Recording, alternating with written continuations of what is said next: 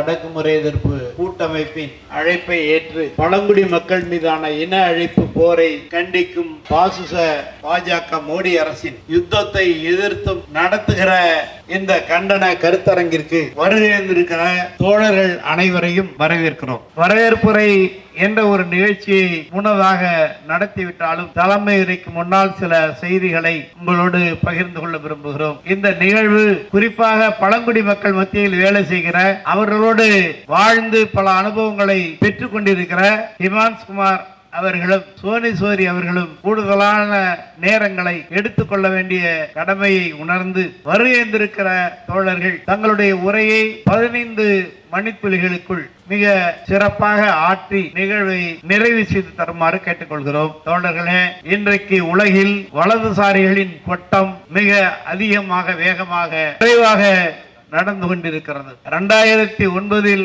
ஒரு இன அழிப்பு போர் நடந்து முடிந்தது ஈழத்திலே. இன்றைக்கு பாலஸ்தீனத்தில் ஹமாஸ் போர்க்குழுவை அழிக்கிறோம் என்கிற பெயரில் பாலஸ்தீனத்துடைய குழந்தைகளும் பெண்களும் சிறுவர்களும் கொத்து கொத்தாக கொல்லப்பட்டுக் கொண்டிருக்கிறார்கள். இந்த இன அழிப்பை எதிர்த்து உலகெங்கும் குரல்கள் கேட்கிறது. ஆனால் இந்தியாவில் தண்டகாரண்யா போன்ற மைய பகுதியிலே நடக்கிற இன அழிப்பை எதிர்த்து முழங்க வேண்டும். அதற்கான போராட்டங்களை, பிரச்சாரங்களை, தடைகளை உடைத்து முன்னேறி நாம் செய்ய வேண்டும் என்று கேட்டுக்கொள்கிறேன். அந்த அடிப்படையில் தான் இந்த கருத்தரங்கம். அங்கே கனிம வளங்களை வெட்டி எடுப்பது மட்டும் நடக்கவில்லை.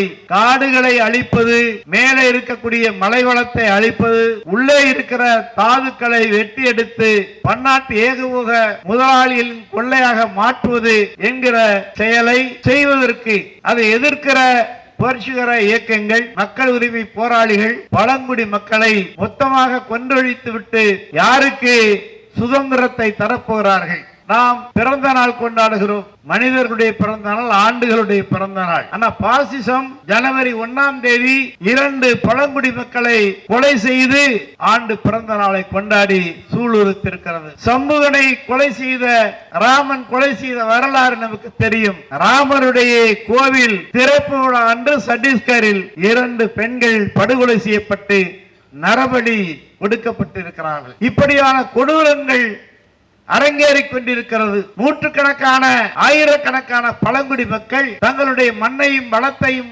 எதிர்கால சந்ததியையும் காப்பதற்கான போராட்டத்திலே இருக்கிறார்கள். அவர்களை அழித்து விட்டு நாங்கள் மாவோயிஸ்டுகளை கொலை செய்கிறோம் என்று உலகத்தினுடைய எதிர்ப்பை மடைமாற்றுவதற்காக அவர்கள் திட்டமிட்டு பிரச்சாரம் செய்கிறார்கள். அந்த மக்கள் ஆயுதமேந்தி போராடினால் மட்டுமே நமக்கு தீர்வு என்று கருதுகிறார்கள்.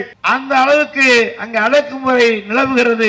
இந்தியாவில் இருக்கக்கூடிய அத்தனை ராணுவ பிரிவுகளையும் உளவு பிரிவுகளையும் வைத்துக் கொண்டு அங்கே கோர தாண்டவம் ஆடிக்கொண்டிருக்கிறார்கள். யுத்தத்தில் பல நாடுகளில் பல நேரங்களில் போராடுகிறவர்கள் அமைதி பேச்சுவார்த்தை நடத்தியிருக்கிறார்கள். வியட்நாமில் ஹோசிமின் போராடி கொண்டிருக்கிற போது பிரான்சுடன் ஒரு அமைதி பேச்சுவார்த்தை நடந்தது. எத்தனையோ அமைதி பேச்சுவார்த்தைகள் ஈழத்தில் நடைபெற்றது.